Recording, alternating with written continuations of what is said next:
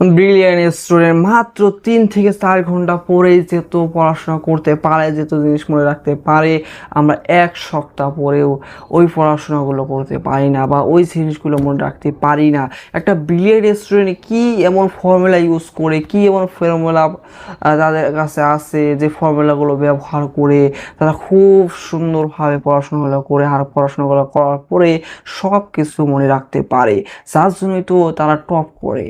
90%, 92, 93% বা কত আছে, 95-এর উপরে নিয়ে যায়। তাদের কাছে কি ফর্মুলা আছে? তাদের কি দিমাগটা কি এআই দিয়ে বানানো যে সব কিছু হবে? তা তো নয়। সব দিমাগে কিন্তু নর্মালি হয়, কারো অল্প বেশি থাকে, কারো কম থাকে।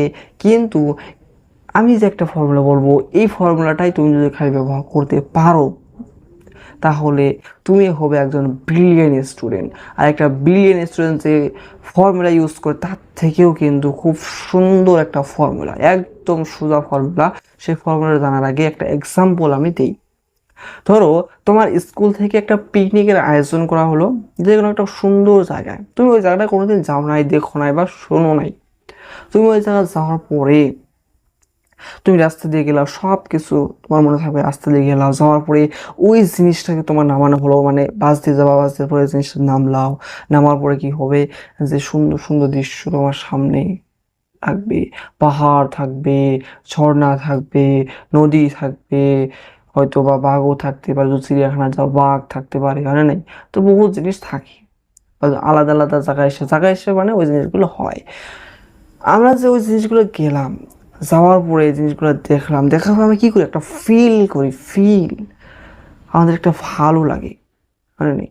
যার জন্যই তারপরে কি হয়, আমরা ওই জিনিসগুলো দেখার পরে আমরা বাড়ি চলে আসলাম। বাড়ি চলে আসার পরে কি হয়, সাধারণত মোবাইলে ফটো তোলা হয়। ফটো তোলার পরে ওগুলো স্টোরি লাগা হয়, লাগার পরে বলে কি হয়, একদম সেটা ঘুমিয়ে গেল, মানে নেই? তো ঘুমানোর সময় কি হয়, আমার যে দিমাগটা আসছে, ওই দিমাগটা কি করে, ওই যে সিরিজগুলো আমরা আজকে সারাদিন দেখলাম, সারাদিন যে ফটো তুললাম, তো সব জিনিসগুলো কি হয়, এই জায়গায় স্টোরেজ হয়। কোন জায়গায় স্টোরেজ হয়? এই জায়গায় থাকে, এই জায়গায় থাকে। এখন আমি যদি এখান থেকে এইখানে নিয়ে যেতে, তাহলে কি হবে, যে আমাকে শোয়ার সময়, তারপর তো আমার কোনো কাম নাই, আমি শুয়ে গেলাম, বিস্তার শুয়ে গেলাম। কি করবো, ঘুমাবো। তো ঘুমানোর আগে আমি যে চোখ বন্ধ করে ঘুমাতে যাবো, তখনকার সারাদিনে কি করলাম, কি দেখলাম, সব কিছু আমরা ভাবতে থাকি। যার জন্যে এই জায়গা থেকে মেমোরি, মানে এই জায়গা থেকে জিনিসগুলো এই জায়গা ট্রান্সফার হয়। যে সময় আমরা এই যে জিনিসগুলো দেখি বা জিনিসগুলো পড়ি বা কারোর সাথে আলাপ আলোচনা করি, কথাবার্তা বলি, তো ওই সময়টা কি হয়, যে জিনিসগুলো বা যে পড়াশোনাটা বা কোনো একটা জিনিস যেগুলো সব এই জায়গায় স্ট্রেস হয়। তো যে সময় আমরা সবার সময় যে ভাবি ওই কথাগুলো, ওই জিনিসগুলো, তখনকার এই জায়গা থেকে এই জায়গাটা চলে আসে। আর এই জায়গাত আসা মানেই একদম ভোলা যাবে না, কোনোদিন ভুলবে না। এখানে থাকলে কি হয়, সাধারণত আমরা সব কিছু ভুলে যাই। কিন্তু এইখান থেকে যে সময় এই জায়গা যায়, তখন আমরা কোনোদিন ভুলি না। মানে এটা পার্মানেন্ট, আর এটা টেম্পোরারি। এখানে টেম্পোরারি জিনিসগুলো স্টোরেজ হয়, আর এখান থেকে এখানে যায়। কখন যায়, যে আমরা সবার সময় জিনিসগুলো চিন্তা করি, ভাবি, তখনকার কিন্তু এই জায়গা চলে যায়। তো পড়াশোনার ক্ষেত্রেও আমরা এই টেকনিকটাই ফলো করব। যে পড়াশোনা, ধরো 3 ঘন্টা পড়াশোনা করবে, 7টা থেকে 8টা, 9টা, 10টা মধ্যে পড়ার পরে তুমি যে এই যে রিল দেখো, এই রিল দেখুন যাব না। কারণ এই রিল দেখার পরে যে তুমি 3 ঘন্টা পড়া পড়লে সব বেকার হয়ে গেল। কারণ কি, এই যে 3 ঘন্টা তুমি পড়াশোনা করলে, করার পরে তুমি রিল দেখলে, যেই পড়াশোনা করে ছিলে তোমার নলেজ যে তুমি পড়লা, সব কিন্তু এখানে স্ট্রেস হয়ে গেল। হওয়ার পর এটা তো একদম আনলিমিটেড স্ট্রেস না, অল্প জিনিস এখানে স্ট্রেস করতে পারে।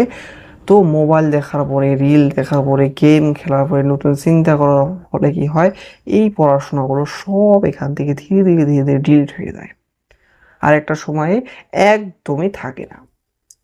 তো আমরা এই ভুলটা করব, শোবার আগে মোবাইল কোনো দেখবো না, কোনো বাজে চিন্তা করবো না। কি চিন্তা করবো, এই যে 3 ঘন্টা পড়াশোনা করলাম, শোবার সময় আমরা ওই পড়াশোনাগুলো ভাবতে থাকবো।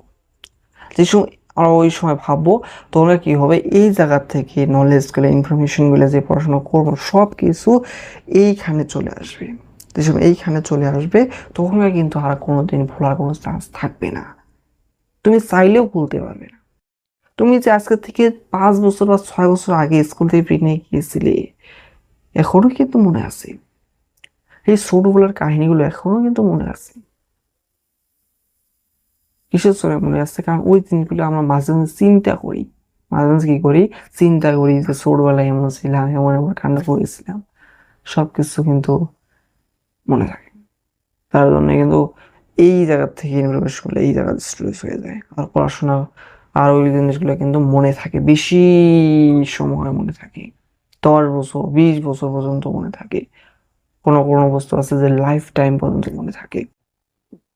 তো এটাই করতে হবে না, পড়া পড়লেই হবে না, পড়ার পরে কিন্তু তোমার মোবাইল দেখা যাবে না, শোয়া ডাইরেক্ট শুয়ে যেতে হবে, আর শোয়ার সময় ভাবতে হবে। তাই কিন্তু পড়াশোনাটা কিন্তু খুবই সহজ হয়ে যাবে। একবার পড়াশোনা করবা বা চিন্তা করবা, তারপরে দেখো সব মনে আছে।